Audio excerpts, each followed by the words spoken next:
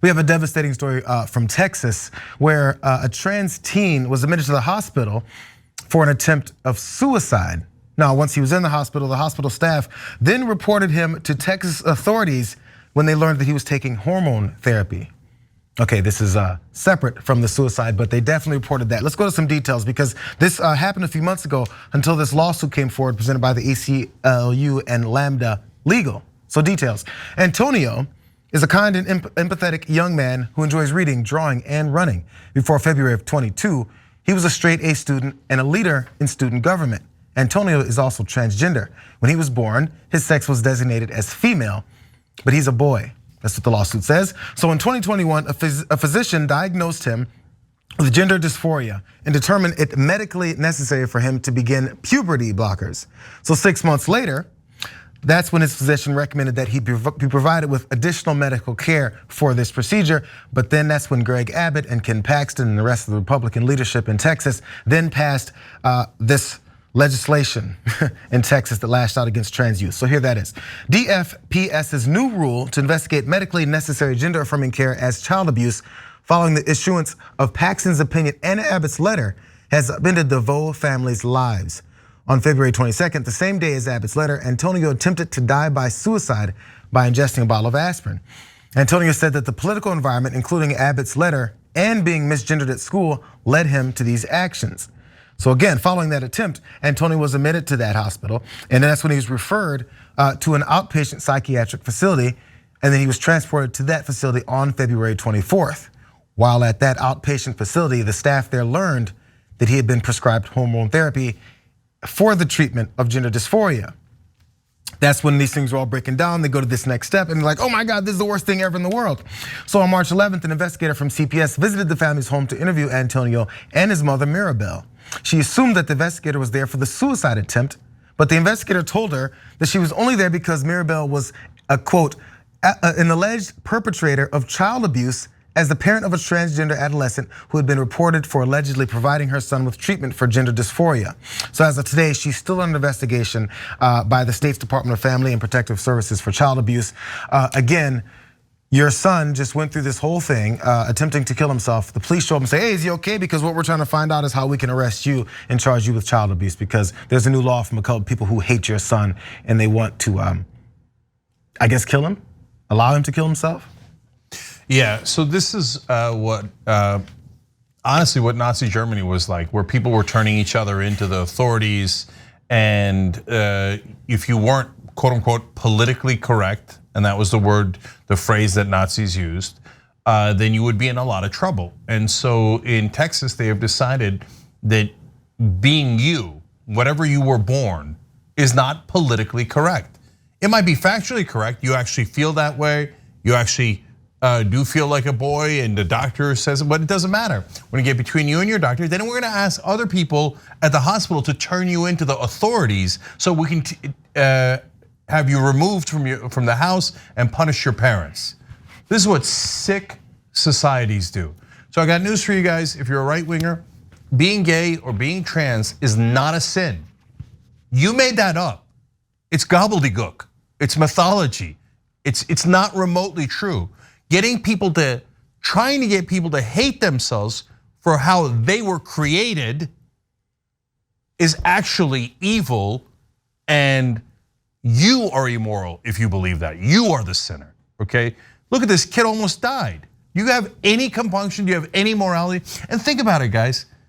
The right wing says, oh yeah, they're trying to make all the kids gay and trans because it's so alluring. Does it look alluring? Do you know that 20% of trans kids have tried to commit suicide? Does that sound alluring? 20% is a monster number. 2% would be a gigantic number. 20%. No, why do they try to commit suicide?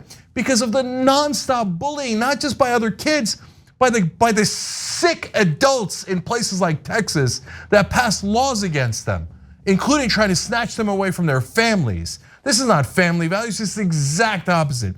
Did you know over the last couple of years, they've passed over 670 laws across the nation against trans and gay people in this country? And all of them by Republicans, the evil, immoral Republicans. Jessica. Right, yeah, when we hear people saying things like trans people should not exist, we should believe that they mean when they say that. And I think what it comes down to with the issue of transgender rights in the United States, when any community is speaking up and saying we're being mistreated by law enforcement, by people in power, you should believe them. The first default should not be, well, maybe they're lying, maybe they're making this up, or maybe the left is forcing them to become transgender. It's absolutely absurd. And I know there's people all across the political spectrum who still see identifying as transgender as taboo.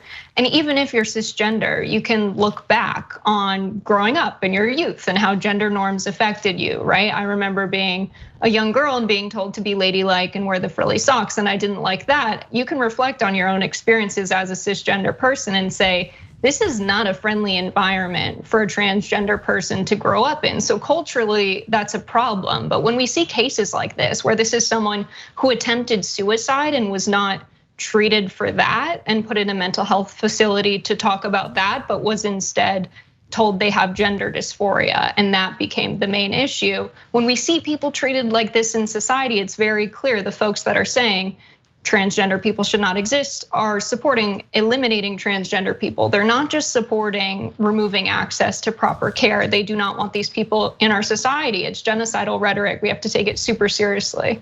So there was more about what happened because Antonio had to drop out of in-person school.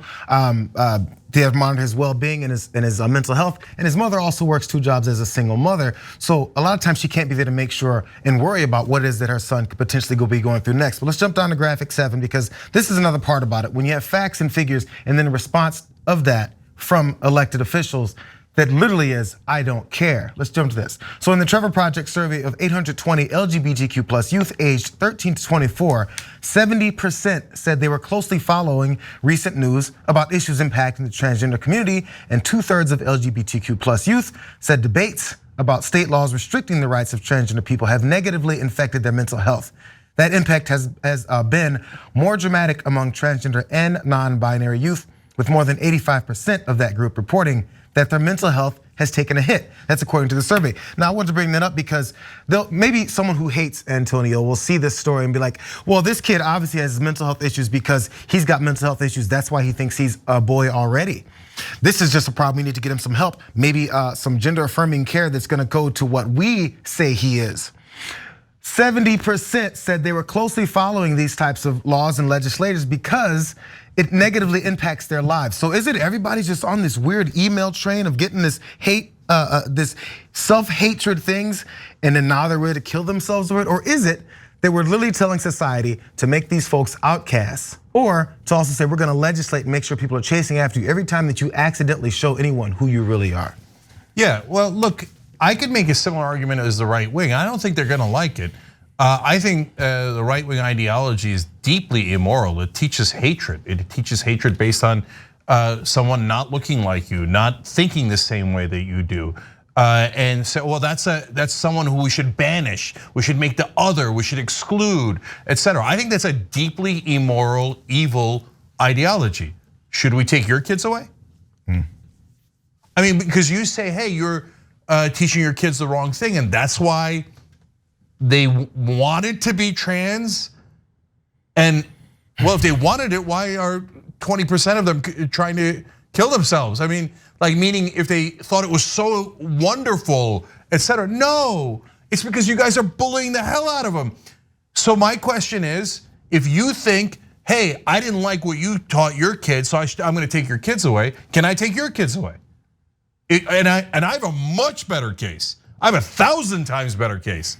A trans kid is just born that way. I mean, in your talk, you would say God created him that way. That God's the one that made him like that. You're gonna argue with God? So you got no case at all. I have a case that your ideology is completely based on hatred, and you're brainwashing your kids with that kind of evil hatred. Let's send in people to take your kids away. Come on, you wanna do it? Of course, if I suggested that for real, every right-winger's head would explode. How dare you? How dare you, freedom? Well, how about these parents' freedom? That kid's freedom. No, take their freedom away. That's because you guys are immoral. You love to oppress other people.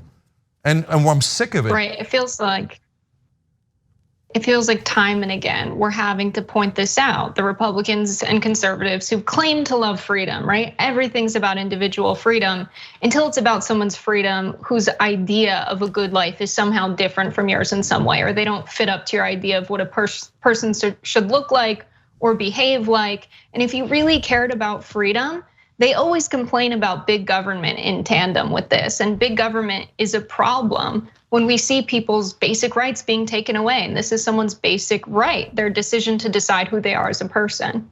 Yeah, I'll end on that. Jessica's right. You see the right wing always talking about the tyrannical government and how they need their guns just in case they need to step up and kill cops or soldiers or whatever because of the tyranny of the government, of big government. Well, this big government taking people's kids away from them. I mean, it's as tyrannical as it gets. And so should the parents then grab their weapons? That's insane, right? But the right wing thinks, no, when it comes to me, it's not at all insane. And guess who's actually the tyrannical big government? Republicans in Texas. No question about it. Getting between kids and their parents, getting in between people and their doctors. So a big government official comes and goes, get out of here. Okay, I'm gonna tell you what to do with your kids. I'm gonna snatch your kids away. Hey, you doctor, I don't give a goddamn what you say. You're medically correct, you're not politically correct. You are the jackbooted thugs of big government, right wingers. Just own it, know it, it's reality.